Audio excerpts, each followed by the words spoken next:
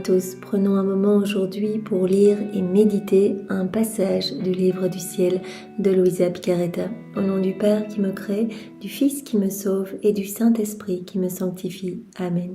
Jésus, une fois de plus, nous nous immergeons en toi, dans ta divine volonté, nous nous unissons à toi, nous nous unissons à ta divinité, à ton humanité, à ta volonté, Jésus. Nous nous identifions à toi, nous nous consumons en toi, adorable vie, nous perdons le rien, le néant que nous sommes, nous fusionnons nos volontés dans la tienne, nous les fondons dans la tienne, nous te faisons, Jésus chéri, l'offrande de nos volontés pour que tu t'en serves comme champ d'action, comme terrain de jeu, que tu poursuives ton œuvre de création dans nos cœurs. Nous nous perdons en toi, nous nous abandonnons entre tes bras à la manière de tout petit, de nouveau-né, et comme tous les jours, parce qu'il est si merveilleux de le faire, nous te serrons dans nos bras. Et nous voulons te dire d'une seule voix que tu es notre roi, notre chéri, notre vie, notre bien, notre tout, notre respiration, que nous avons besoin de toi. Nous voulons, Jésus, t'aimer, t'adorer, te louer, te bénir, te glorifier, t'honorer, te remercier, t'embrasser, nous prosterner à tes pieds, te serrer, le tout avec ta volonté, au nom de toutes les générations humaines, de tous tes enfants à travers les siècles. Et nous voulons t'accueillir dans nos cœurs, Seigneur, pour que tu t'y établisses définitivement avec ton Père, ta maman, l'Esprit Saint. Viens, Seigneur Jésus, sois à l'œuvre dans nos vies. Nous te voulons l'acteur de chacun de nos actes, que ceux-ci ne soient plus des actes humains, mais que tous faits par toi, ils soient divins, ils soient éternels, remplis de l'infini, toutes ces vies divines t'amenant une gloire parfaite, un amour parfait, une adoration parfaite. Nous voulons, Seigneur, être ces petites sources de réjouissance pour toi. Nous voulons que nos cœurs soient ces tabernacles vivants pour ta divine volonté. Nous voulons que nos cœurs soient des résidences pour que tu puisses t'y reposer, que tu puisses y déposer tes peines, tes amertumes. Oui, viens vivre en nous, Seigneur. Investis-nous complètement de toi, de ta présence, de ta lumière, de ton Esprit Saint, et viens particulièrement nous investir en ce moment que nous voulons vivre totalement unis à toi, Seigneur. Voilà, pour ta gloire. Nous faisons tout avec cette intention de t'amener de la joie, de te réjouir et de te glorifier, Seigneur. Viens, Seigneur Jésus, et envoie sur chacun de nous ton Esprit Saint. Viens, Esprit Saint, viens par la puissante intercession du cœur immaculé de Marie, ton épouse bien-aimée. Viens, Esprit d'amour, Esprit de feu, Esprit de force, Esprit de joie, Esprit de sainteté. Viens par la puissante intercession du cœur immaculé de Marie, ton épouse bien-aimée. Esprit Saint, nous avons besoin de toi. Nous ne savons pas prier, nous ne savons rien faire sans toi. Viens nous saisir, nous embraser, nous consumer. Viens nous visiter, viens par la puissante intercession du cœur immaculé de Marie, ton épouse bien-aimée. Et bien sûr, Seigneur, comme tous les jours, nous te demandons de toi-même disposer nos cœurs pour que nous puissions comprendre et accueillir ce que tu veux nous donner. Viens nous donner ta sagesse à toi, ton intelligence. Viens toi-même réceptionner tous ces mots bénis en chacun de nous et les graver en lettres d'or dans chacune de nos cellules, dans chacun de nos organes, dans chacune de nos respirations, que nous puissions y penser continuellement et que cela produise quelque chose en nous.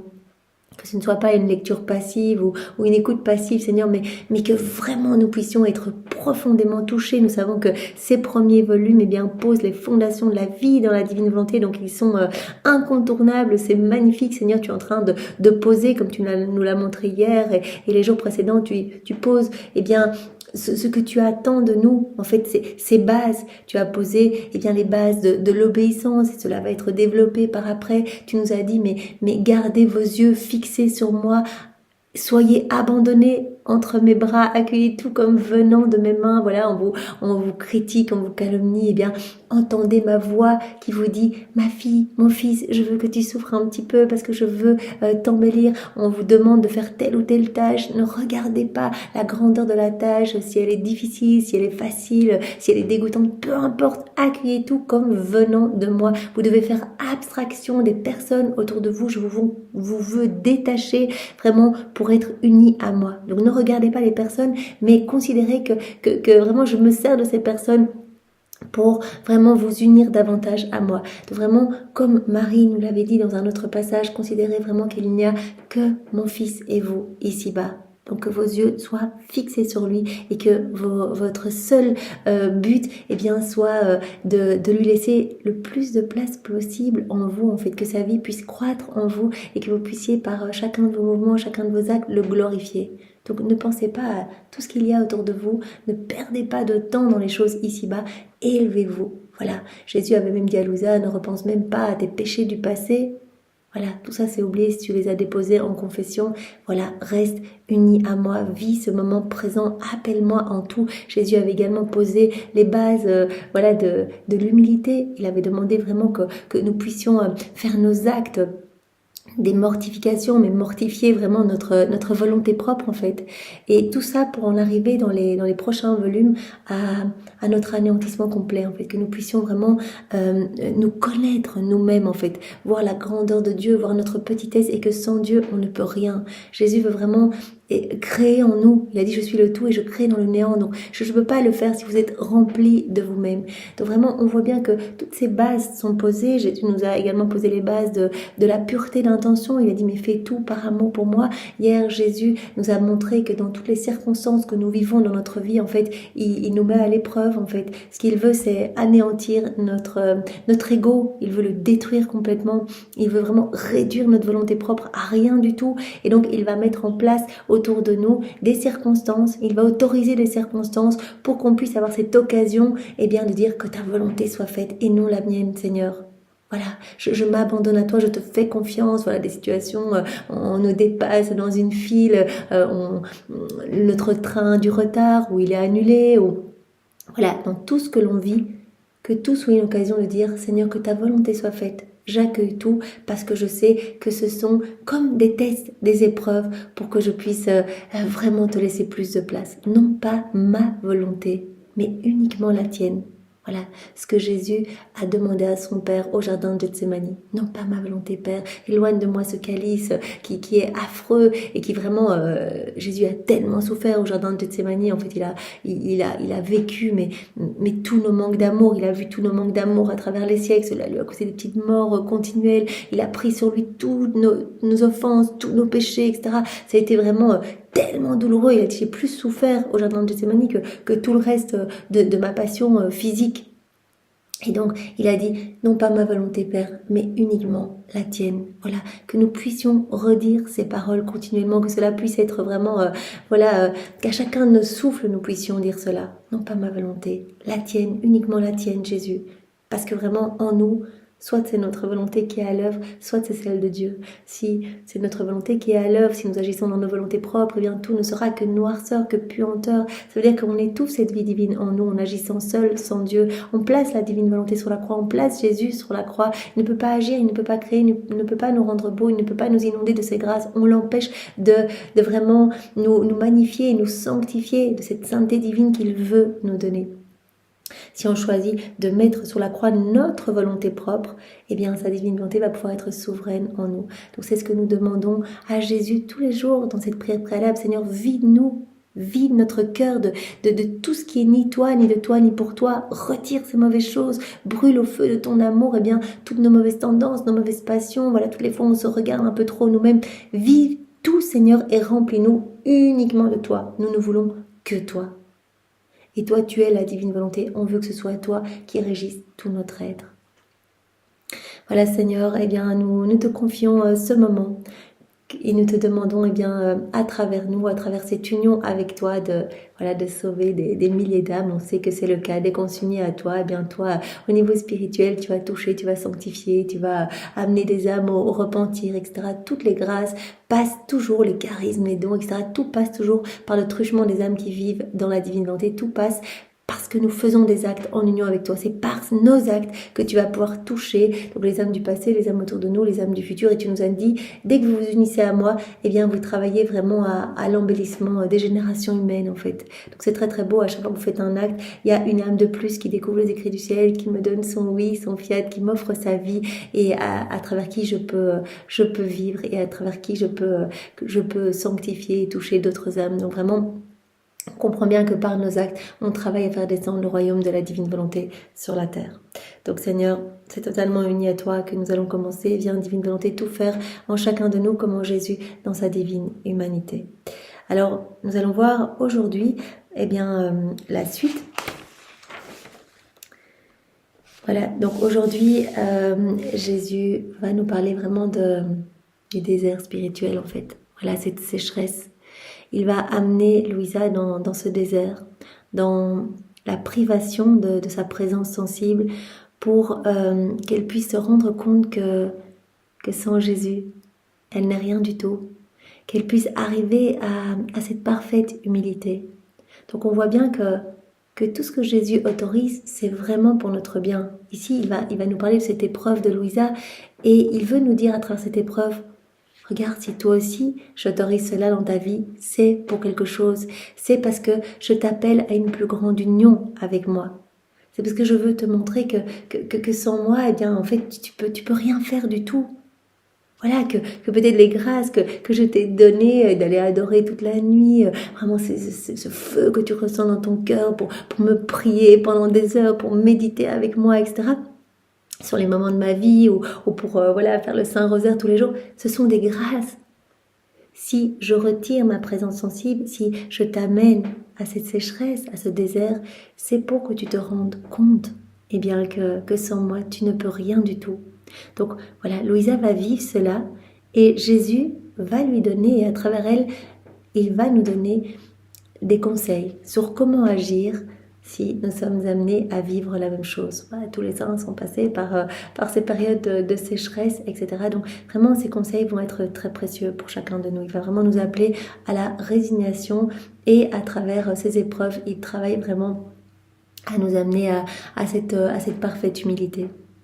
Un jour, après la Sainte Communion, Jésus me dit « Ta souffrance ne peut pas être similaire à la mienne parce que tu souffres avec ma présence, je suis toujours avec toi, donc finalement ta souffrance n'est pas similaire à la mienne, c'est plutôt facile en fait. » Parce que Jésus, on l'a vu hier, l'a amené vraiment dans la plongée dans les mers de ses souffrances, de sa passion en fait. L'a amené à méditer sur sa passion parce qu'il la prépare déjà à ce rôle d'âme victime. D'âme qui va vraiment jouer comme le rôle d'un paratonnerre en fait, qui va prendre sur elle l'exercice de la justice divine. Et donc, qui va être donc crucifié. On sait que voilà, tout ce que Louisa va vivre intérieurement, c'est la première âme qui est stigmatisée intérieurement. Parce que Jésus va lui parler de tout ce qu'il a vécu intérieurement, et sa passion externe, que nous connaissons de par les évangiles, etc.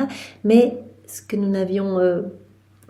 dont nous n'avions pas connaissance, c'était tout ce que Jésus a enduré dès l'instant 1 de son incarnation jusqu'à sa mort. Pendant 34 ans, tout ce qu'il a souffert à l'intérieur pour refaire toutes nos vies. Toutes ces petites morts continuelles, ces clous, ces épines continuelles pour chacun de nous. Voilà. Et donc, Louisa va être appelée à s'unir à cette passion imposée par la divinité de Jésus à son humanité, à cette passion intérieure. Donc rien ne se verra extérieurement, mais elle vivra tout ça. Donc Jésus la prépare à ce rôle-là. Donc hier, il l'a plongée dans l'océan de sa passion, il lui a demandé de méditer, et puis elle a vu Jésus aussi, elle l'a vu dans la rue portant sa croix. Donc quand elle a été au balcon, elle l'a vu, il a dit « Mais âme, aime-moi et aide-moi en fait, aide-moi, unis-toi à moi dans toutes mes peines, dans toutes mes réparations, pour vraiment m'aider à me ramener des âmes en fait. » Et donc là, elle a été totalement brûlée, et depuis ce jour, comme elle nous l'a dit hier, eh bien, elle n'a eu de cesse que de demander en fait à Jésus de souffrir, voilà, pour le soulager. Donc voilà, Jésus lui dit en fait, tes souffrances et tout ce que tu vis, c'est plutôt facile parce que je suis à côté de toi. Donc je veux te faire passer par cette épreuve où, en fait, je serai toujours là, mais tu ne ressentiras plus ma présence sensible. Tu souffres avec ma présence, donc je vais t'aider, je veux te laisser seul un petit peu. Sois plus attentif qu'avant parce que je ne te donnerai pas la main pour te supporter et t'aider en tout. Tu agiras et tu souffriras avec bonne volonté, sachant que mes yeux seront fixés sur toi, même si je ne me laisse plus voir ni ressentir par toi. Voilà. Mes yeux seront toujours là. Voilà, c'est comme une maman qui a l'habitude de tenir son petit bébé qui apprend à marcher, son tout petit enfant. Et puis à un moment, elle dit, voilà, j'ai envie que tu apprennes à marcher tout seul. Je veux te faire passer une étape, donc je vais te lâcher les mains. Voilà, je serai toujours là, mais je ne te tiendrai plus physiquement la main. Tu souffriras avec bonne volonté. Donc Jésus demande d'être résigné, de souffrir avec bonne volonté, sachant que mes yeux seront toujours fixés sur toi. Donc rappelle-toi que je suis toujours avec toi, même si tu ne me sens pas. Pour nous, c'est très intéressant. Donc si nous sommes appelés à vivre ces périodes de désert, Jésus dit, ne t'inquiète pas, je suis là. C'est une épreuve, c'est un test. Prends ça comme une épreuve parce que je t'appelle à plus. C'est comme un cadeau en fait que je te fais, de t'amener au désert. Tu souffriras avec bonne volonté, sachant que mes yeux seront fixés sur toi, même si je ne me laisse plus voir ni ressentir par toi. Si tu me restes fidèle, je te récompenserai quand je reviendrai. Si tu es infidèle, je viendrai te punir. Donc Jésus dit, voilà, si tu es fidèle, je te récompenserai. En fait, sois-moi fidèle. Donc Jésus nous appelle à la résignation, nous appelle à souffrir avec bonne volonté, à tout accueillir, dire merci Seigneur, en fait tu autorises cela. C'est super dur, moi, je ne sais plus prier, je ne sais plus me concentrer à l'adoration, je ne sais plus méditer pendant des heures, mais j'accueille et je t'aime, Seigneur, je te remercie pour ce cadeau. À ces paroles, je devins horrifiée et lui dis, Seigneur, toi qui es ma vie et mon tout, dis-moi comment je peux vivre sans toi, mon Dieu, qui me donnera la force de bien me conduire? Louisa qui a eu cette grande grâce de vivre vraiment cette proximité, cette intimité avec Jésus, d'entendre ses locutions et puis de le voir, etc. Elle n'est qu'adolescente, donc vraiment Jésus en plus l'a entraînée à se détacher de tout ce qu'il y avait d'extérieur à elle. Donc elle dit mais tu es mon tout en fait. Tu m'as vraiment nettoyé de mes relations extérieures pour que mon regard ne soit que sur toi. Je vis tout en union avec toi. Alors comment je peux faire si je ne te ressens pas? Comment pourrais-je vivre sans toi, mon Dieu? Qui me donnera la force de bien me conduire? Toi seul est et sera ma force et mon soutien. Est-il possible que maintenant tu veuilles me laisser à mes seuls moyens, priver de ta présence, après que tu m'as invité à laisser le monde extérieur et tout ce qui va avec? Tu m'as dépouillé de tout. Voilà, tu as purifié mes pensées, tu m'as détaché de mes relations affectives, etc. Vous vous rappelez la première méditation qu'on a fait, voilà, Jésus dit, mais arrête de perdre du temps à des conversations, à t'intéresser même aux personnes autour de toi. Je veux que tu gardes tes yeux fixés sur moi. Voilà, comme s'il n'y avait que toi et moi. Comment je vais faire maintenant? Qui sera ma force et mon soutien? As-tu oublié que je suis méchante et que sans toi je ne peux rien faire de bien? Méchante à nouveau, pas dans le sens méchante d'avoir fait des péchés mortels, etc. Mais méchante, Kativa, dans le sens, voilà, misérable en fait. Rien du tout par rapport à l'immensité que tu es, que je ne peux rien faire sans toi. En fait, c'est vraiment, ça rejoint cette sainte crainte, se rendre compte de qui on est par rapport à l'immensité de Dieu, par rapport à tant de cadeaux. En fait, je suis si ingrate par rapport à cet amour avec lequel tu me bombardes à chaque instant. Jésus doucement et calmement me répondit, « Je ferai cela pour que tu puisses comprendre ce que tu vaux sans moi. » Donc c'est une épreuve. Je vais faire cela pour t'amener à une plus grande humilité. Donc c'est vraiment un cadeau que je veux te faire. Je veux que tu comprennes davantage ce que tu vaux sans moi. Ne désespère pas. Donc Jésus dit, garde courage, reste-moi fidèle, souffre avec bonne volonté. Résigne-toi, ne désespère pas. Je te ferai cela pour ton plus grand bien, pour préparer ton cœur à recevoir les nouvelles grâces dont je vais t'inonder. Je veux te préparer aussi à... Voilà, Jésus va la préparer aussi à cette terrible bataille qu'elle va devoir vivre avec les démons, cette épreuve énorme en fait qu'elle va devoir vivre juste après. Donc Jésus dit, voilà, il y a une grande mission pour toi, elle ne s'en rend pas encore compte, voilà, qu'elle va être âme victime, qu'elle va être âme offerte, que Jésus va travailler son cœur au point qu'elle soit la première à laisser la divine volonté complètement à l'œuvre en elle. C'est elle qui va former ce royaume avec Jésus, qui va être la dépositaire de tout. Donc Jésus veut qu'elle atteigne vraiment cette parfaite humilité et plus loin, vraiment, il va l'amener à son néant complet pour qu'il puisse la remplir complètement. Voilà, je suis en train de préparer ton cœur pour ton bien, recevoir les grâces nouvelles dont je vais t'inonder. Donc vraiment, reste-moi fidèle et résigné et je t'inonderai de grâces inouïes. Jusqu'à présent, je t'ai aidé visiblement. Maintenant, je vais t'aider invisiblement. Donc je serai toujours à tes côtés. Je vais pas te lâcher. C'est pas genre t'es à l'abandon, t'es toute seule et je m'en vais. Non, je serai toujours près de toi. Donc ça, nous devons bien le garder en tête parce que je pense que nous avons tous vécu ce genre de désert, même sur des périodes courtes. Beaucoup de moments où c'est plus difficile de prier, d'adorer, qu'on ressent moins dans notre cœur, etc. Je suis toujours là. C'est vraiment pour te faire grandir à ma ressemblance. Voilà, moi comme j'ai été au désert, voilà, après mon baptême, je t'y emmène toi aussi. Je veux répéter ma vie en toi.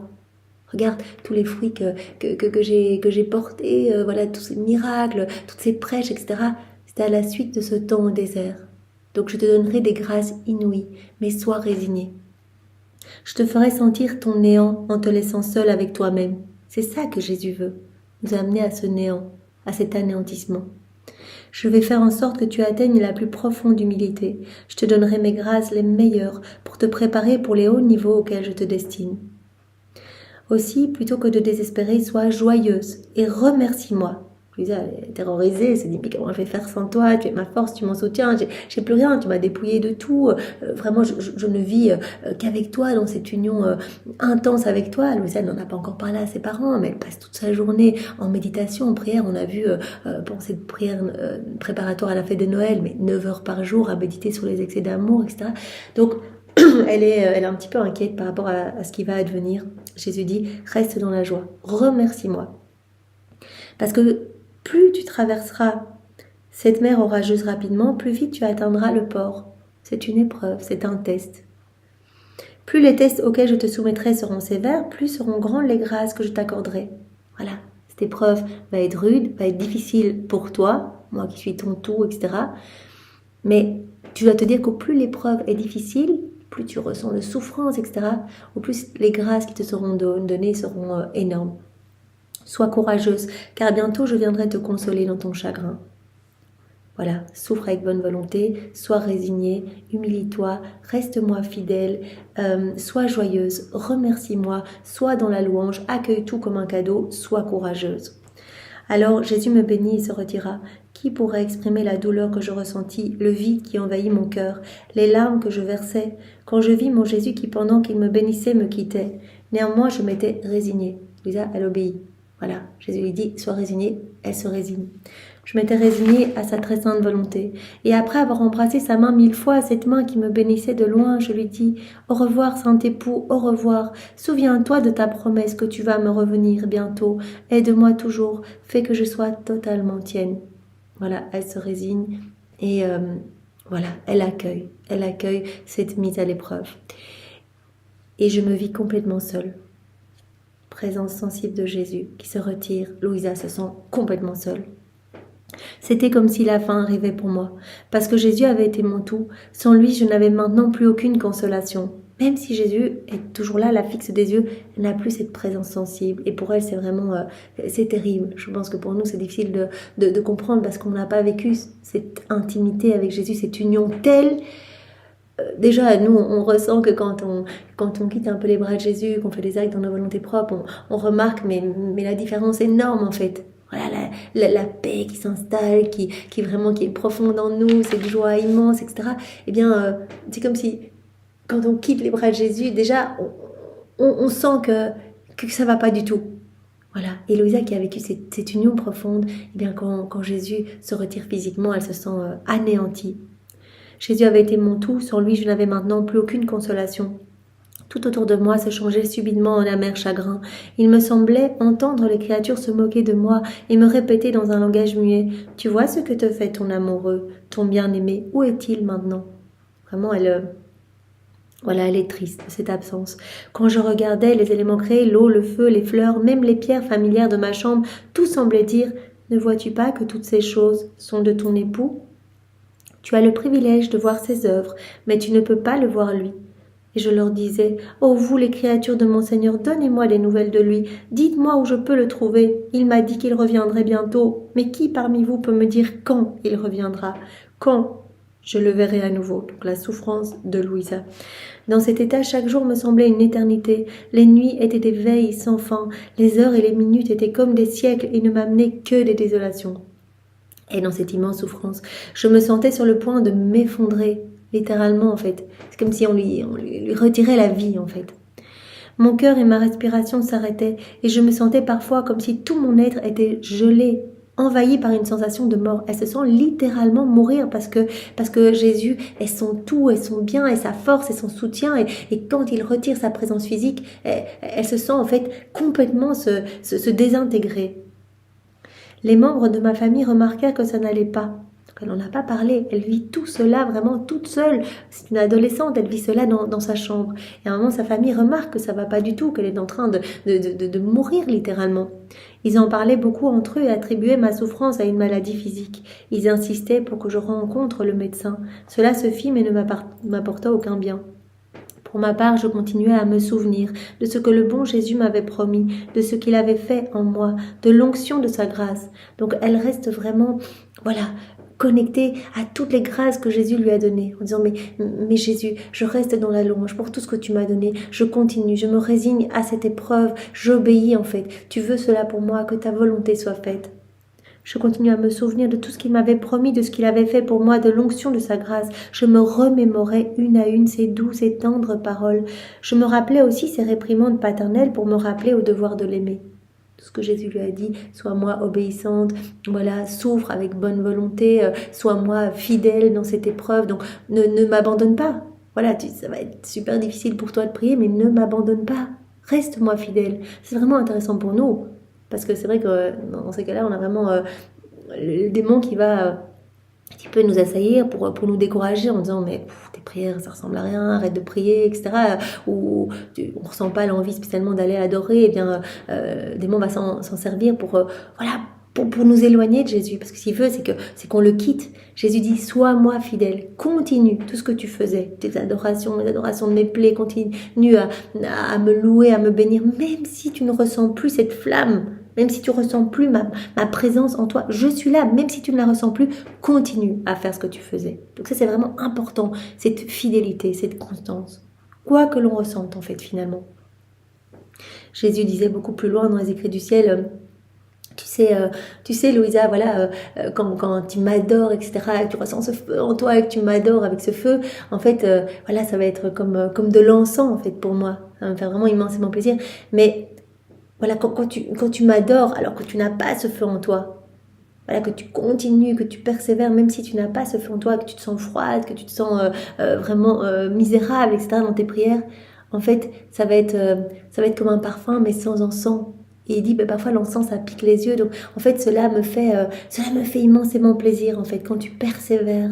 Cela me fait plaisir quand tu restes fidèle dans ton amour pour moi. Mon âme sait qu'elle est incapable de faire quoi que ce soit sans Jésus et que tout lui est dû. Il est le vrai directeur spirituel qui enseigne à mon âme comment rester humble et abandonné à travers la prière, la Sainte Communion et les visites au Saint-Sacrement. Donc Jésus continue d'être son directeur spirituel, son professeur continue de la guider, même si elle sent que c'est difficile, elle se sent froide, elle ne ressent rien, etc. Eh bien, elle dit, je fais confiance. Jésus veut que je passe par là. Eh bien, voilà. Merci Seigneur. Donc vraiment soyons dans cette bénédiction, ces remerciements, quoi qu'il nous arrive, que ce soit les situations extérieures ou si on ressent moins sa présence. Ne pas reconnaître que tout ce qui a été accompli en moi est redevable à la surabondance des grâces du Seigneur serait pure fourberie de ma part. Sans ces grâces et sa lumière, en effet, je n'aurais rien fait de bien, que du mal. Donc elle se rappelle de tout ce que Jésus lui a déjà donné, toutes ces grâces qui l'ont inondée. Elle dit, mais j'aurais jamais pu rien faire du tout sans Jésus. Donc tout ce que j'ai fait, mes méditations, les méditations, sur son incarnation, etc., sur son amour, tout ça, c'était grâce. Qui d'autre que mon aimable Jésus m'a éloigné des frivolités du monde? C'est lui, tout était grâce, c'est lui qui m'a éloigné des choses futiles d'ici-bas. Qui a suscité en moi le désir si fort de faire une neuvaine pour Noël, avec 9 méditations par jour, portant sur l'incarnation de Jésus, lesquelles m'ont apporté du ciel tant de grâce et de lumière surnaturelle. Et quelle était cette voix intérieure qui me prévenait que je n'aurais aucun répit ni aucune paix si je ne faisais pas ce que Jésus me demandait? Toutes ces locutions intérieures, tout était grâce. Et qui me fit tomber en amour avec lui en me faisant voir le ravissant bébé Jésus? Donc voilà, le dernier jour de sa neuvaine préparatoire à la fête de Noël, elle a pu voir Jésus bébé, et elle est tombée complètement en amour pour lui, elle l'a vu transi de froid, et vraiment elle a eu cette envie de le prendre dans les bras, de le cajoler, de le consoler. N'était-ce pas Jésus aussi qui agissait avec moi comme mon professeur? En tout temps, Jésus m'instruit en fait, et par cette épreuve, il m'instruit. N'était-ce pas Jésus qui agissait avec moi comme mon professeur, m'instruisant, me corrigeant, me réprimandant, amenant mon cœur à se départir de ses affections, infusant en moi les véritables esprits de mortification, de charité et de prière? Jésus qui lui demandait de faire ses actes d'humilité, de vraiment en tout temps dire « Mais Jésus, en fait, moi, sans toi, je suis incapable de faire quoi que ce soit », qui lui demandait de se comporter comme un petit nouveau-né en couche, requérant continuellement l'aide de sa maman. Il ouvrit en moi la voie qui me conduisit à l'immense mer de sa passion. C'est également lui qui m'a fait tomber en amour, en fait, pour voilà, me fait brûler d'amour pour toutes ses souffrances et désirer ardemment m'unir à lui dans ses peines, dans ses souffrances, dans ses réparations. C'est par lui que j'expérimentais la douceur de la souffrance et l'amertume quand je ne souffre pas. Ces choses n'ont-elles pas toutes été faites par sa grâce? Donc voilà, elle reste dans la louange, tout ce que tu as fait pour moi. C'est vrai, Jésus, je te ressens moi maintenant, mais tout n'a été que grâce dans ma vie. Et donc, je te fais confiance, je sais que ce que je vis, c'est encore une grâce que tu m'accordes. Maintenant qu'il me joue un tour en se retirant de ma vie, j'expérimente à fond que sans lui, je ne ressens pas cet amour sensible comme avant. Je ne vois plus la lumière dans mes méditations. Je ne suis plus capable de rester absorbée en méditation pendant 2 ou 3 heures. Plus capable de rien sans la grâce. Avant, je restais des heures à méditer. Maintenant, j'y arrive plus. Je vois plus la lumière voilà sur quoi je pose mon attention dans toutes ces méditations. Je ressens pas cet amour en moi, etc. Pendant que j'essaye de faire ce que j'avais l'habitude de faire avant, j'entends se répéter en moi ces mots. Si tu me restes fidèle, je viendrai te récompenser. Si tu es infidèle, je te punirai. Donc, elle garde en tête. C'est une épreuve, je te récompenserai si tu me restes fidèle. Reste-moi fidèle. Continue, fais ce que tu faisais avant, même si tu ressens rien, même si c'est difficile, continue. Je n'ai vraiment plus le succès que j'avais quand il était auprès de moi, visiblement et sensiblement. Donc vraiment, Jésus veut amener Louisa à se rendre compte vraiment que tout vient de lui, que tout est grâce. Donc vraiment, c'est dans ces moments d'épreuve et de néant qu'on se rend compte qu'on peut rien faire. S'il ne donne pas cette grâce, on ne peut pas le faire. On ne peut pas rester des heures en méditation. On ne peut pas comprendre les écrits du ciel sans sa grâce, etc. Tout est grâce. Dans cet état de privation, je passais tous mes jours dans une presque totale amertume, dans le silence et l'anxiété. J'attendais Jésus qui ne venait toujours pas comme il l'avait promis. Je reviendrai à toi bientôt. Mon seul réconfort était de le recevoir dans le Saint-Sacrement, parce que, comme je l'espérais, je le trouvais là. Voilà, même si elle sentait pas grand-chose, eh bien, elle était fidèle dans ce qu'elle avait l'habitude de faire et elle allait le recevoir dans le Saint-Sacrement, dans le style, elle allait à la Sainte Messe pour vraiment, parce que là, elle était sûre qu'elle avait cette union avec lui. Quand je répétais mes supplications, j'étais presque toujours satisfaite, mon cœur battait plus vite, quoique pas de la même manière ineffable qu'avant, il m'avait un peu sévèrement mise à l'épreuve, sans rien me dire. Quand finalement la période de disette fut terminée, et que de mon mieux j'avais terminé tout ce que Jésus voulait, je suis restée fidèle, et de mon mieux, j'ai continué à faire ce que je faisais avant, à l'aimer, à le louer, à le bénir, voilà, je suis restée vraiment avec résignation, à lui faire confiance. Donc quand j'avais terminé tout ce que Jésus voulait, je l'ai senti de nouveau dans mon cœur.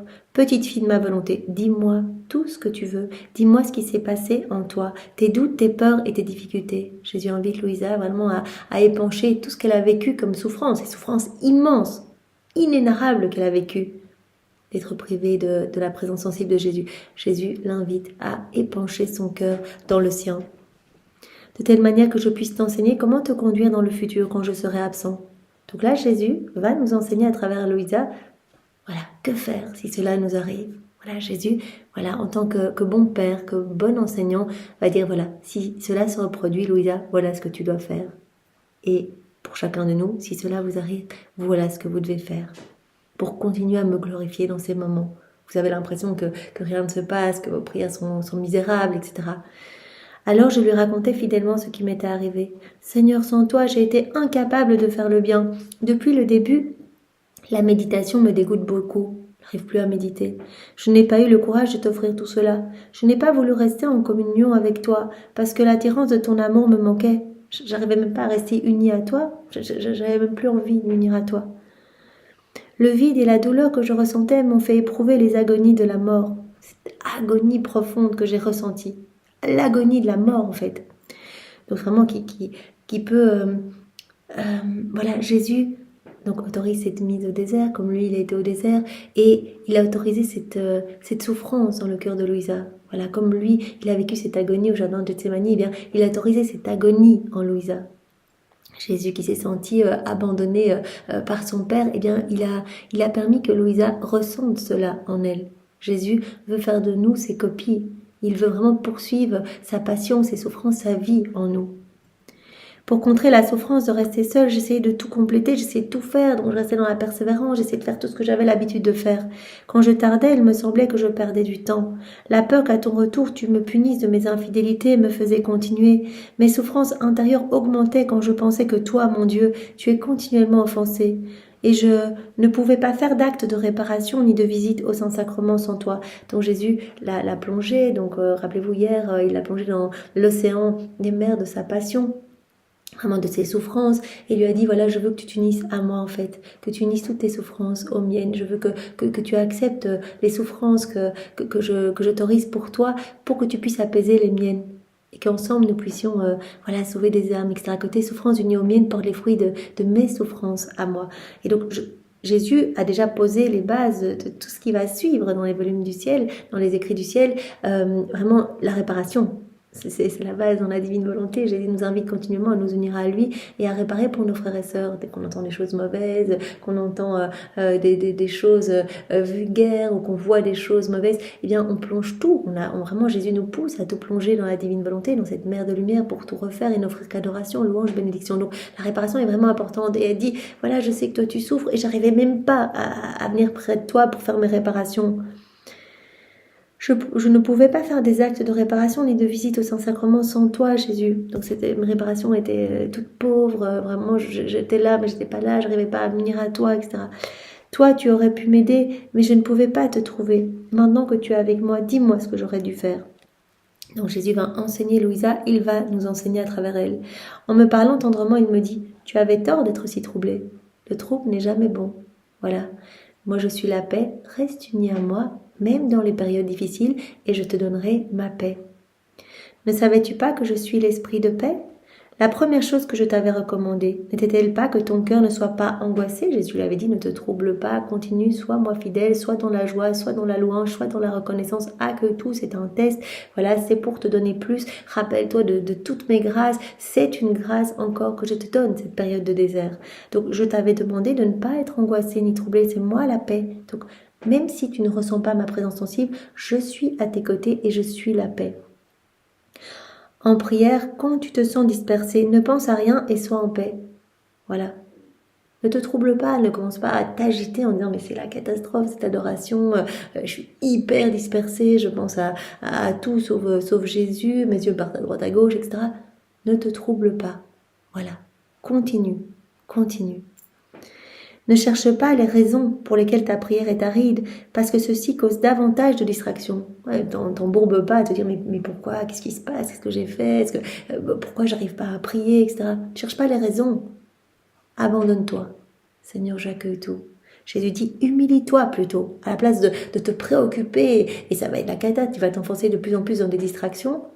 Humilie-toi. Seigneur, j'y arrive pas, je suis misère, je suis néant, j'arrive pas à prier, je suis désolée, je t'offre mes distractions dans cette adoration, vraiment que j'unis à toi en fait, je plonge tout dans ton amour, voilà, je plonge tout dans ton cœur, Seigneur, je t'offre tout, je t'offre cette souffrance de ne pas réussir à prier, et je t'offre aussi ton absorption dans la prière en réparation de mes distractions, Seigneur.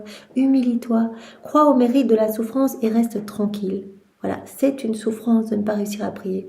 Et d'autant plus pour Louisa qui vraiment avait cette union tellement forte avec Jésus.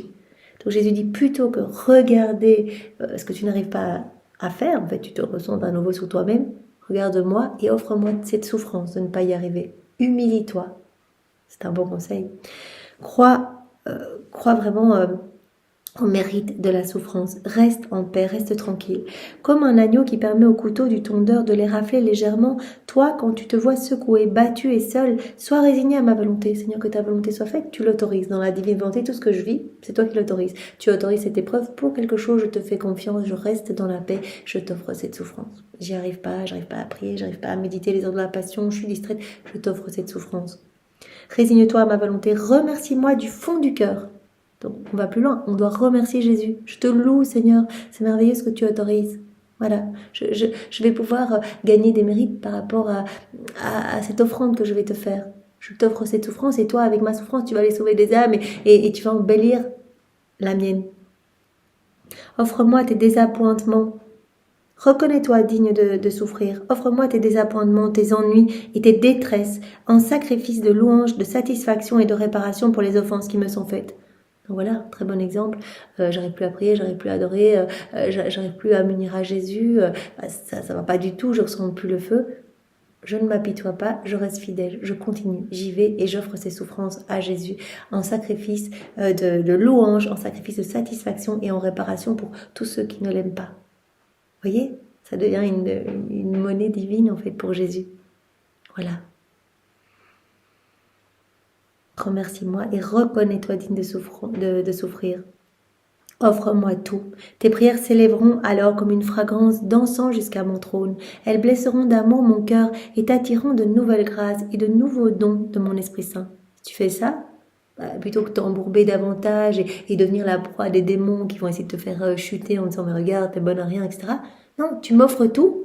C'est merveilleux, ça va t'attirer encore plus de grâce.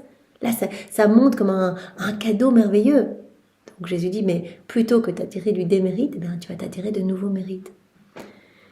Cela t'attirera de nouvelles grâces, de nouveaux dons de mon Esprit Saint.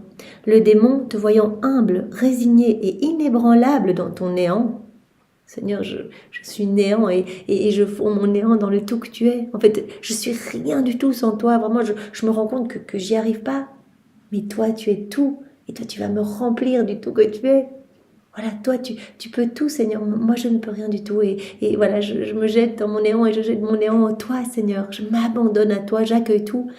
Le démon, te voyant résigné, inébranlable dans ton néant, n'aura plus la force de t'approcher. Voilà. Donc, soit on se centre sur nous-mêmes, on s'affole, etc. Et alors là, les démons peuvent nous attaquer. Soit on dit, Seigneur, que ta volonté soit faite, je reste unie à toi et j'accueille tout. Voilà, merci Seigneur pour ce que tu autorises, je t'offre cette souffrance. Et à ce moment-là, on va recevoir de nouvelles grâces. Il se mordra les lèvres de désappointement, le démon. Conduis-toi de cette manière et tu acquerras des mérites, non pas des démérites comme tu le pensais. Jésus continue, en ce qui a trait à la Sainte Communion, je ne veux pas que tu sois triste quand tu ne t'attardes pas là, privé de la puissance magnétique de mon amour. Voilà, Jésus qui dit, tu me reçois, tu n'arrives pas bien à t'unir à moi, tu es triste en fait. À nouveau, offre-moi cette souffrance. Fais de ton mieux pour bien me recevoir, remercie-moi après m'avoir reçu, demande-moi les grâces et l'aide dont tu as besoin, ne t'inquiète pas. Voilà, surtout ne te trouble pas, ne t'inquiète pas. C'est un test, c'est une épreuve. Moi, je sais ce que je fais de tes souffrances. Moi, je sais là où je veux te conduire. Donc, fais-moi confiance.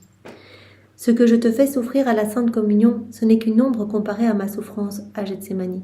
Donc, cette agonie que tu ressens quand tu me reçois et que tu as l'impression que tu n'arrives pas à t'unir à moi, etc., que tu ne sens plus ce feu en toi, en fait, c'est une ombre de ce que moi j'ai vécu durant ma passion.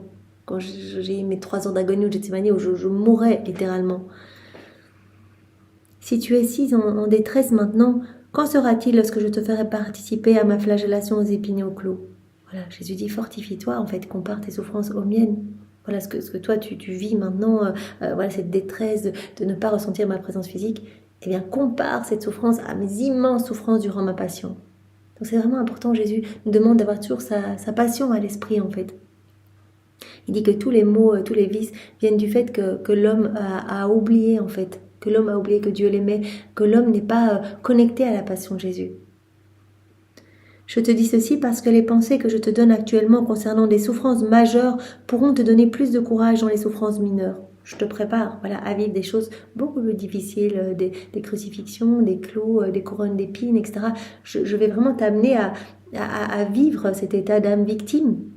Voilà, donc je te donne ce conseil, toujours pense à ma passion. Et donc tes petites souffrances vont te paraître minimes par rapport à tout ce que moi j'ai enduré. Et en plus, avec toutes ces révélations que Jésus a données à Louisa, que ce n'était pas seulement sa passion extérieure, il a dit ce que j'ai vécu extérieurement, ce n'était qu'une paille, ce n'était rien du tout par rapport à ce que j'ai vécu intérieurement. C'était vraiment des douleurs continuelles. Je mourais à chaque seconde pour toutes les fois où vous ne répondiez pas à mon amour. Je recevais des multitudes, pas un clou dans chacune de mes mains. Des milliards de clous à chaque instant. Un clou par acte mauvais, par acte déconnecté à ma volonté, dans chacune de mes mains. Un clou dans mes pieds pour chacun de vous, pour chacun de vos pas que vous faites sans penser à moi. des flagellations, des babes, des crachats, du fiel et du vinaigre, à n'en plus finir. Tout ça se passait intérieurement, même quand Jésus était petit, qu'il allait cueillir des fleurs, qu'il voyait ses cousins, Jésus en Égypte, etc. À chaque instant, des souffrances continuelles. Donc Jésus dit, garde toujours en tête ma passion.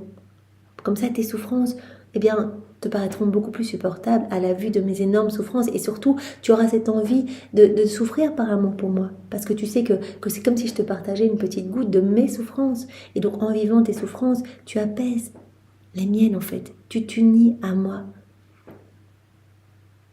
Voilà. Je te dis ceci parce que les pensées que je te donne actuellement concernant des souffrances majeures pourront te donner plus de courage dans les souffrances mineures. Quand tu es seul et que tu agonises après la communion, pense à l'agonie de mort que j'ai soufferte pour toi au jardin de Gethsémani. Tu agonises, pense à mon agonie au jardin de Gethsémani. Ce que j'ai souffert par amour pour toi. Pense à mes 3 sortes d'agonie sur la croix.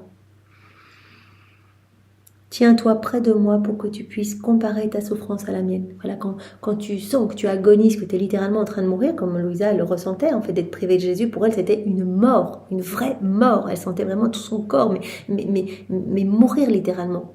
Ça n'allait plus. Et donc Jésus dit, plutôt que te regarder, etc., sois-moi fidèle, sois-moi constante, et voilà, continue à être dans la louange, persévère, fais tout ce que tu étais en train de faire, tout ce que tu faisais avant, continue à le faire, et viens t'unir à mes souffrances. Voilà, viens te mettre à côté de moi au jardin de Gethsémani, comme Jésus nous l'a enseigné dans les 24 heures. Voilà, dans la divine volonté, on rentre dans tous ces mystères, on les vit avec Jésus. Viens t'unir à moi dans mes peines, mes souffrances, mes réparations. Prends-moi dans les bras, offre-moi tes petites peines pour soulager les miennes.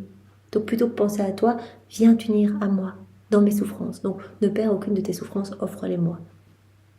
Donc Jésus nous appelle vraiment à cette humilité, dire Jésus, je suis rien du tout. Quand on vit ce genre de peine, en fait, ce désert spirituel, Jésus, j'y arrive pas sans toi, je m'humilie, je m'anéantis. Je me plonge dans mon néant, je plonge mon néant dans le tout que tu es. Je t'offre tout, Seigneur, je t'offre tout ce que je ressens, tout cet ennui, toute cette détresse, cette souffrance de ne pas réussir à prier, je t'offre tout, Seigneur. Pour soulager tes souffrances à toi, je t'accompagne, je suis avec toi à chaque moment de ta passion. Voilà. C'est vrai que tu auras encore à te sentir seul et sans moi. Alors tu devras me voir seul et abandonné par mes plus grands amis.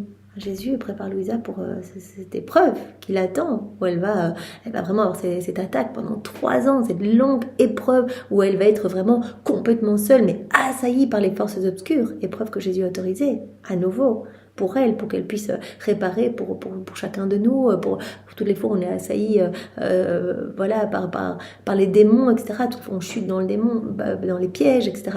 Voilà, pour qu'elle puisse être cette âme réparatrice. Donc il la prépare à cela. C'est vrai que tu auras encore à te sentir seul et sans moi, alors tu devras me voir seul et abandonné par mes plus grands amis. Tu les trouveras endormis parce qu'ils ont omis leurs prières. Par les lumières que je te donnerai, tu me verras dans les terribles souffrances, entouré d'aspics, de vipères venimeuses et de chiens féroces qui représenteront les péchés passés des hommes, leurs péchés actuels, ceux à venir, et tes propres péchés. Voilà, quand tu ressens cette mort, cette agonie en toi, eh bien, viens t'unir à moi. Voilà, unis-toi à moi, jardin de Gethsémani, où j'étais entourée, en fait. Et c'est vrai que dans les révélations qui ont été données, les visions qui ont été données à Anne-Catherine Emmerich, eh bien, on voit vraiment que Jésus, c'était terrible. En fait, chacun de nos péchés a pris l'apparence d'un démon, d'un chien féroce, d'une vipère, etc. Donc, il était assailli par chacun de nos micro-péchés. Mais on en fait tellement, chacun de nous. Et chacun de nos actes aussi qui ne le glorifie pas. Tout prenait la forme d'attaques cruelles. Donc voilà, quand tu vivras cette agonie, unis-toi à moi. Mon agonie pour ces péchés était si écrasante que je me suis sentie dévorée vivant. Mon cœur et ma personne tout entière se sentaient enserrés comme dans un pressoir à vent. Je transpirais le sang au point de mouiller le sol. Et ajoute à tout ceci l'abandon de mon père. Et en fait, ajoute à toutes ces souffrances, voilà, vraiment je me suis sentie comme écrasée. Jésus en a transpiré du sang. Il dit, ajoute à tout cela l'abandon de mon père, en fait. Je me suis vraiment sentie tout seul, en fait. Dis-moi quand ta souffrance a-t-elle atteint ce degré? Si tu te trouves privé de moi, privé de consolation, pleine d'amertume, débordante de douleur et d'angoisse, alors pense à moi. Reste pas centré sur toi, pense à moi, viens t'unir à moi, viens unir tes peines aux miennes. Essaye de sécher mon sang, soulage ma très amère agonie en m'offrant tes légères peines. C'est rien du tout, en fait, ce n'est qu'une ombre, en fait, toi. Ce n'est rien du tout par rapport à tout ce que moi j'ai vécu, et toutes mes souffrances sont toujours en acte. Donc, viens me tenir compagnie. Offre-moi tes peines quand tu n'y arrives pas, quand tu ressens cette sécheresse. Humilie-toi. De cette manière, tu recommenceras à t'attarder avec moi après la communion. Cela ne veut pas dire que tu ne souffrirais pas, car la privation de moi est par elle-même la douleur la plus dure et la plus amère que je puisse infliger aux âmes qui me sont chères. Jésus nous a dit dans d'autres passages plus loin que vraiment cette peine, la privation de sa présence physique, en fait, pour Louisa, c'était sa plus grande souffrance, c'était sa plus grande croix, même si Jésus disait, plus tard dans les volumes, mais je suis en toi, c'est moi la divine volonté, c'est moi qui fais tout en toi, etc. Louisa avait besoin de voir Jésus, et Jésus a dit, ça, ce que tu ressens, c'est un martyre d'ordre divin. Je te partage ce que, en fait, moi, je ressens par rapport aux âmes qui ne veulent pas de moi, par rapport à toutes ces âmes que j'ai envie de serrer contre mon cœur, j'ai envie de les inonder de mes grâces, et elles ne se laissent pas faire, etc. Toi, tu voudrais me serrer dans tes bras, me voir physiquement, me ressentir, et parfois j'autorise, bien que cela ne soit pas le cas, pour te partager un petit peu de mes peines, et en m'offrant ces peines que tu ressens, tu vas permettre à des âmes qui prennent le chemin de la perdition, qui se sont éloignées de la demeure du Père, qui sont éloignées de mes bras, de revenir à moi. Voilà. Donc tes souffrances sont vraiment productrices de grands fruits quand tu les unis aux miennes. Donc plutôt que de te tourmenter, de te troubler, etc., continue et offre-moi tout. Cela vraiment génère cette monnaie divine en fait. Donc voilà, tu vas sauver des âmes par tes souffrances offertes. Voilà, ça ne veut pas dire que tu ne vas pas souffrir, mais la privation de moi est très difficile, mais tu vas pouvoir m'aider en fait pour le salut des âmes. La privation de moi est par elle-même la douleur la plus dure et la plus amère que je puisse infliger aux âmes qui me sont chères. Louisa avait même dit, ce que je ressens, c'est la douleur que ressentent les âmes du purgatoire. Elles ont vu Jésus au moment de leur mort, etc. Elles ont dit oui, le ciel s'est ouvert par leur oui, et elles ne rêvent que d'une chose, c'est de s'unir à Jésus. Mais elles ne peuvent pas, donc elles tentent de s'approcher, mais en fait, la pureté les contraint à s'éloigner. Voilà, on ne pourra s'unir à Jésus que quand on sera comme lui, pur amour, pure lumière. Donc elles sont dans cette souffrance de ce temps de purification, qui est bien sûr un temps de grâce. Et donc elles vivent cette souffrance d'être séparées de Jésus. En fait, on dit que, que ce soit Maria Sima, etc., qui nous a révélé des choses sur les âmes du purgatoire, qu'elles souffrent plus d'être séparées de Jésus, parce qu'elles l'ont vu et que elles veulent cette union, que des souffrances de ces flammes ardentes qui les brûlent et qui vient décaper leur cœur. Voilà, donc c'est cette souffrance d'être séparé de Jésus. Et la souffrance des âmes en enfer, on peut imaginer souffrance éternelle, se sentir séparé de Jésus. Voilà, donc c'est la souffrance la plus dure, la douleur la plus dure et la plus amère que je puisse infliger aux âmes qui me sont chères. Donc voilà, c'est ces périodes de désert en fait. Jésus dit ce sont des souffrances inouïes que j'autorise pour quelque chose, pour les âmes qui me sont vraiment précieuses. Sache aussi que tes souffrances et ta conformité à ma volonté me donnent beaucoup de soulagement et de consolation. Tu acceptes tout, cela m'aide considérablement, cela me donne de la consolation, des soulagements dans mes peines à moi. Quant aux visites que tu me fais et aux actes de réparation que tu me fais dans le sacrement de mon amour que j'ai institué pour toi, sache que je continue de revivre et de souffrir tout ce que j'ai souffert dans les 33 années de ma vie mortelle. Donc Jésus dit qu'en fait, il poursuit sa vie et il vit toutes ses peines continuellement dans son sacrement. C'est pour cela qu'il faut être totalement prosterné, il faut être dans une attitude d'immense respect. En fait, Jésus dit, je suis en train de revivre ma passion, ma vie, etc. Je refais ma journée eucharistique, comme il dit, dans le Saint-Sacrement. Et donc, je vous appelle à vous unir à moi. Donc, les souffrances, quand Jésus voit des âmes qui viennent adorer, mais sans se prosterner, juste comme ça, pour dire ça c'est fait, ou qui rentrent dans les églises et qui ne s'agenouillent même pas devant le tabernacle, etc. Jésus brûle de s'unir à nous. Il refait toute sa vie. Il est en train de gémir dans le Saint-Sacrement. Et Jésus dit, quand tu viens à mes genoux, et même si tu ne ressens rien, que tu m'offres ces peines, en fait, tu t'unis à moi. Jésus veut cette union. Alors, c'est pour ça qu'on va dire, mais Jésus, mais je m'unis à toi dans tout ce que tu ressens, tes peines, tout ce que tu as fait, tout ce que tu fais. Je suis avec toi, Seigneur. Je te tiens compagnie. Tenir compagnie, c'est pas être là et penser à autre chose. C'est vraiment être là. Oui, peut-être que je vis cette sécheresse et que je n'arrive pas à t'adorer comme je le voudrais, mais que ta volonté soit faite. Je m'unis à toi, Seigneur. Donc même dans les périodes de désert, Jésus nous appelle à continuer à venir l'adorer, nous unir à lui, en lui offrant nos souffrances, cette souffrance de ne pas savoir prier. Dans ce sacrement d'amour que j'ai institué pour toi, sache que je continue de revivre et de souffrir. Je continue à souffrir dans ce Saint-Sacrement. Je continue à souffrir tout ce que j'ai souffert dans les 33 années de ma vie mortelle. On pourrait même dire 34, avec les 9 mois d'enceinte Marie. J'aime naître dans le cœur des mortels.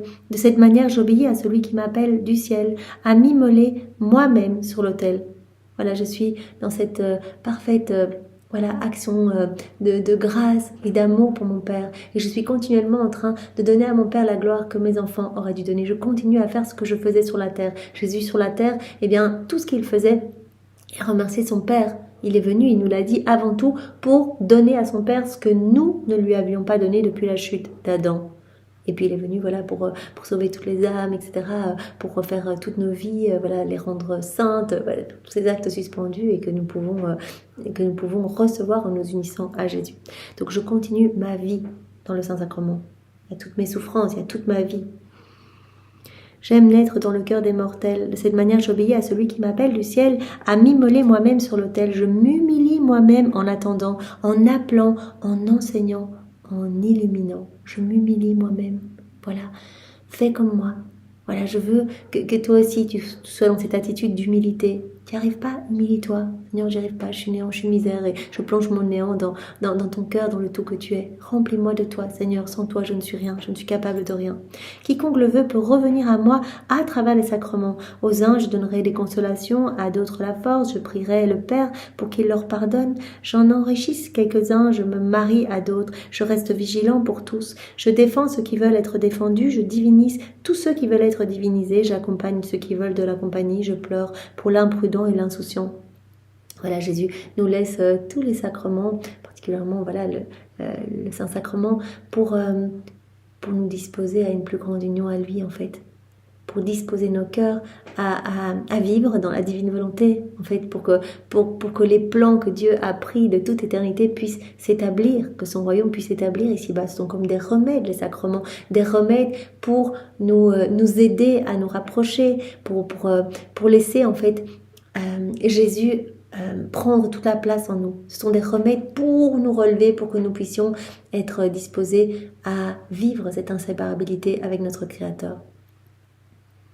Je me maintiens en adoration perpétuelle pour que l'harmonie universelle soit ramenée sur la terre et qu'il soit accompli le dessein divin suprême, qui est l'absolue glorification du Père dans le parfait hommage qui lui est dû, mais qui ne lui est pas donné par toutes les créatures. Donc je suis continuellement en adoration pour mon Père, en train de glorifier mon Père dans le Saint-Sacrement. Viens t'unir à moi, fais ce que je fais, unis-toi à moi, je suis en train de souffrir, je suis en train de continuer ce que je faisais sur la terre dans le Saint-Sacrement. Donc je t'appelle à t'unir à moi. Voilà, dans tes souffrances, dans tes difficultés à prier, à adorer, unis tes peines aux miennes. Dis Jésus, je viens près de toi, je veux vraiment faire ce que tu fais. Réparer avec toi, glorifier ton Père avec toi. Je veux comme toi cette harmonie entre le ciel et la terre, je veux l'avènement de ton royaume, Seigneur. Pour cela, je vis ma vie sacramentelle. Pour me retourner l'amour infini que j'ai pour les créatures, je veux que tu me visites 33 fois par jour pour honorer les années que mon humanité a vécues sur la terre pour toi et pour tous. Donc voilà, Jésus nous appelle. Il appelle Louisa, bien sûr, qui n'a pas la même mission que nous. Elle nous a ouvert les portes, donc il ne nous est pas demandé la même chose. Mais nous pouvons essayer, ceci dit, de nous unir à Jésus en pensée. Voilà.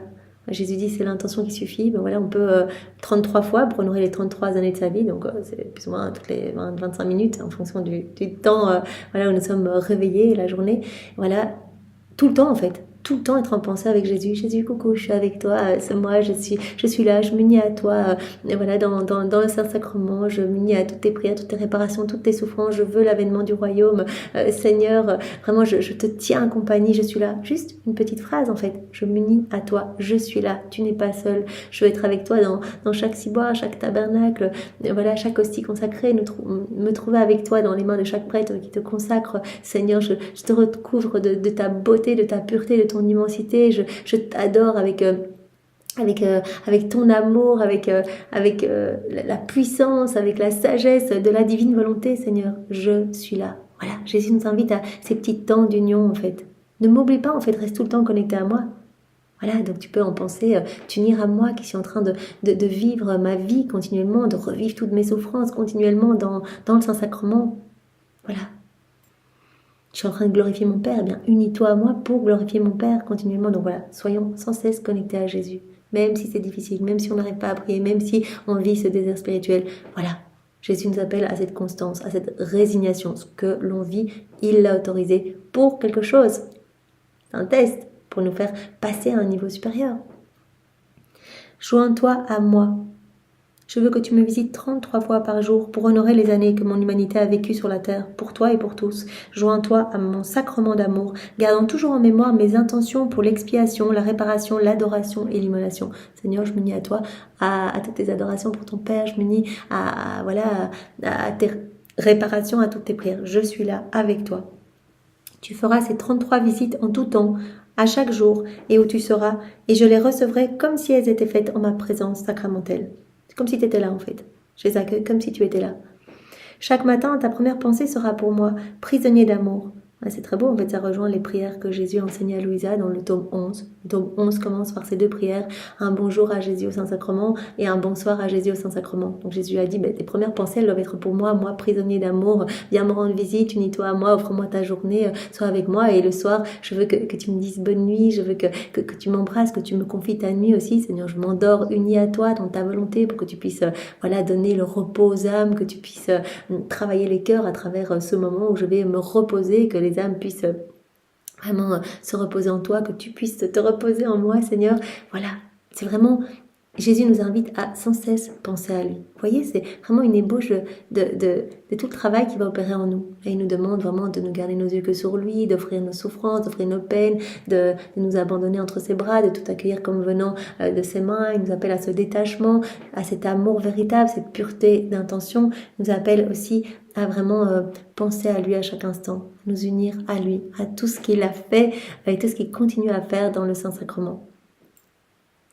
Voilà. Chaque matin, ta première pensée sera pour moi, prisonnier d'amour. Tu me donneras alors ton premier souhait d'amour. Ce sera notre première rencontre intime et nous demanderons l'un à l'autre comment nous avons passé la nuit. Puis, nous nous encouragerons l'un l'autre. Vous voyez, c'est plus tard, Jésus dira dans les volumes, va nous parler de cette prière préalable qui nous appelle à faire, offrir notre journée. Jésus, je te remercie, je te loue pour cette nouvelle journée que tu me donnes. Voilà, tu me donnes cette occasion de faire de nouvelles acquisitions divines, de m'unir à toi, de te faire grandir en moi, d'acquérir plus des choses du ciel et de te laisser l'occasion de me purifier. Merci pour cette nouvelle journée. Je te donne tous les actes que je vais faire aujourd'hui. Je les passe par les mains de Maman Marie pour que tu y apposes ton sceau divin, etc. Donc vraiment, ce premier moment, on ouvre les yeux. Seigneur, je te dis bonjour au nom de tous ceux qui ne te disent pas bonjour. Je m'unis à toi. Voilà, il attire notre attention sur le fait que dès le matin, on est là avec lui. On doit être là avec lui. Et Jésus nous a dit aussi dans cette heure de la Passion, il a dit quand il était en prison et qu'il voyait le jour se lever, qu'il était tout seul, en fait, il réparait pour toutes les âmes qui se lèvent et qui ne pensent pas à lui, qui directement se plongent dans leur quotidien, etc. Voilà, il réparait pour cela. Il réparait aussi bien sûr pour tous nos enchaînements coupables, etc. Lui qui était attaché, qui ne pouvait pas faire un seul mouvement. Et glorifier continuellement son Père. Merci Père pour tout ce que tu m'as donné de vivre et tout ce qu'il reste encore comme souffrance à vivre pour moi. Je te remercie pour toutes les souffrances déjà que j'ai vécues. Donc Jésus qui avait déjà vécu la chute dans le cédron, la trahison de Judas, cette affreuse agonie de 3 heures au jardin de Gethsémani, qui a vécu les crachats, les enchaînements, etc., qui était passé chez Anne et puis chez Caïphe, les coups au milieu des soldats où il était traîné comme un chiffon, on lui tapait la tête partout, etc. Merci Père pour tout ce que j'ai souffert et tout ce que tu vas encore autoriser comme souffrance pour moi. Voilà, donc il était vraiment dans l'action de grâce, dans la reconnaissance à son Père. Merci Père. Et donc Louisa s'unissait à Jésus en disant, moi aussi je veux te remercier en toutes choses. Moi aussi je veux te louer éternellement, louer la Trinité pour ce nouveau jour qui se lève. Avec tout ce que cela va m'apporter comme grâce, je veux m'abandonner, je veux tout vivre uni à toi. Vous voyez, même si on est dans une période de sécheresse, merci Seigneur, je te loue, je te bénis. Soyons vraiment dans cette attitude. Donc chaque matin, je veux que tu sois là, que ta première pensée soit pour moi. Moi, prisonnier d'amour, tu me donneras alors ton premier souhait d'amour. Ce sera notre première rencontre et nous nous demanderons l'un l'autre comment nous avons passé la nuit. Puis nous nous encouragerons l'un l'autre. Ta première pensée et affection de la soirée sera celle de recevoir ma bénédiction. Et le soir, je te veux aussi là pour t'unir à moi, pour que tu puisses recevoir mes bénédictions, pour que tu puisses te reposer en moi, avec moi et pour moi. Vous vous rappelez Jésus qui avait dit à Louisa il y a quelques jours, je veux que tout ce que tu entreprennes soit fait uni à moi. Voilà, que tu m'appelles dans tous tes actes. Voilà, appelle-moi avant de commencer un acte en disant Jésus, voilà, comme ça ton acte sera mené à la perfection.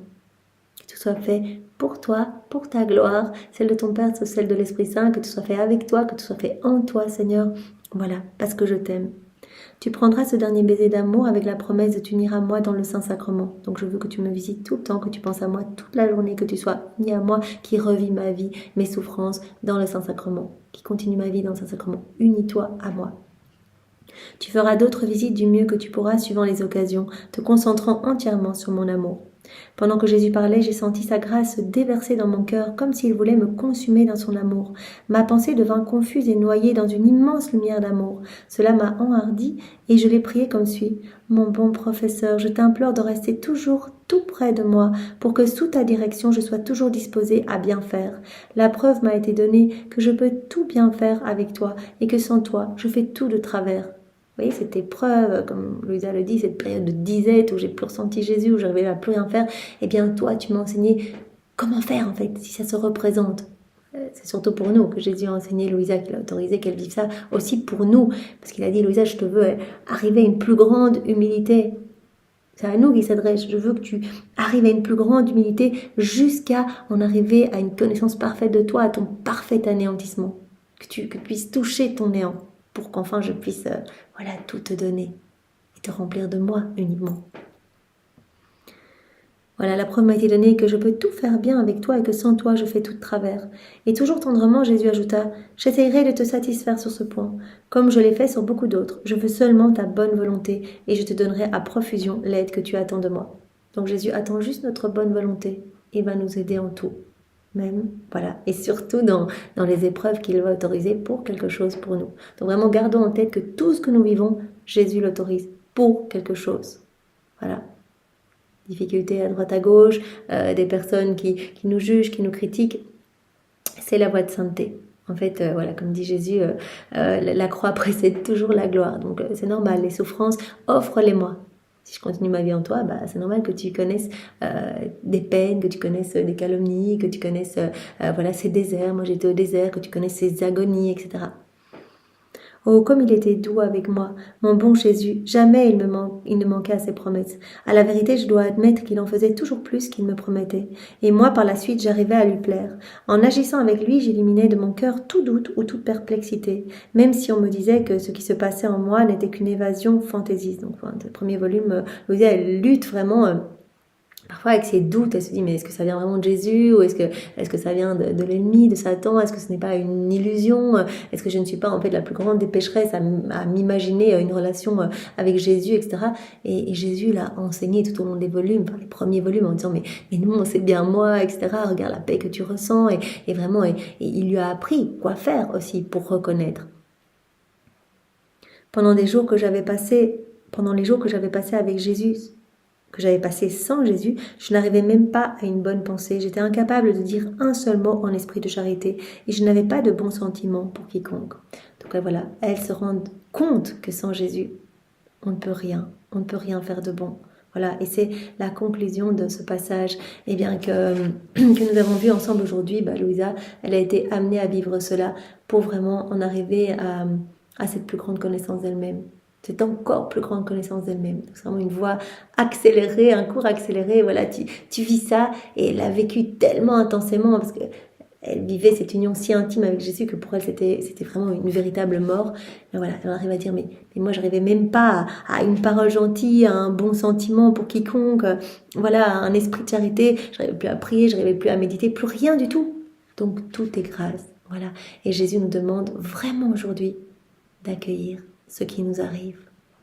Et que si cela nous arrive, s'il le permet, de lui offrir nos peines, d'unir nos peines au sien, de toujours nous rappeler ce que lui a souffert par amour pour nous. Voilà, d'unir nos souffrances à ses souffrances à lui. Et à ce moment-là, par cet acte d'humilité en disant je suis rien du tout, je t'offre mes souffrances, à ne pas réussir à prier, eh bien cela va éloigner les démons, voilà, qui vont être comme bouche bée face à un acte de telle humilité. Les démons, c'est vraiment c'est l'orgueil, c'est l'arrogance, etc. Donc voilà, ils ont horreur quand on s'humilie. Je ne suis rien, Dieu, je m'abandonne, je te fais confiance, je te loue pour ce que tu autorises. Donc cela va éloigner les démons et Jésus va pouvoir vraiment nous donner des grâces inouïes et sauver à travers ces actes d'humilité, sauver de nombreuses âmes. Donc voilà, nous avons toujours le choix de nous unir à Jésus et alors tout porte un fruit incroyable. Merci Seigneur pour ce bel enseignement que tu nous as donné à travers la personne de Louisa. Merci mille fois Jésus et vraiment nous voulons te remercier avec tes propres remerciements, t'offrir les baisers de Maman Marie, ses caresses, vraiment te prendre dans les bras avec ses bras à elle, t'entourer, t'envelopper dans son manteau céleste. Nous voulons t'offrir également tous les actes des saints, de tous les temps refaits dans ta divine volonté, Seigneur, tous les actes accomplis dans ta divine volonté par Adam, dans son état d'innocence, par Maman Marie, l'intégralité de ses actes, tous tes actes à toi, tous tes actes d'amour que tu as placés dans l'œuvre de la création, la rédemption, de la sanctification. Nous voulons t'offrir également tous les actes accomplis dans la divine volonté par Louisa, par toutes les âmes à la suite de Louisa. Voilà, nous voulons t'inonder d'amour, Seigneur, vraiment en reconnaissance à pour tout ce que tu opères en nous, voilà, à travers ces vérités que tu nous donnes, tu nous travailles profondément, tu ne fais pas que nous enseigner, mais quelque chose se passe véritablement en nous. Alors Seigneur, vraiment, voilà, nous sommes tout ouverts à toi, tout abandonnés entre tes bras et nous te bénissons éternellement. Au nom du Père et du Fils et du Saint-Esprit, Amen. Soyez tous bénis, je vous souhaite une belle journée dans la divine volonté. Au revoir.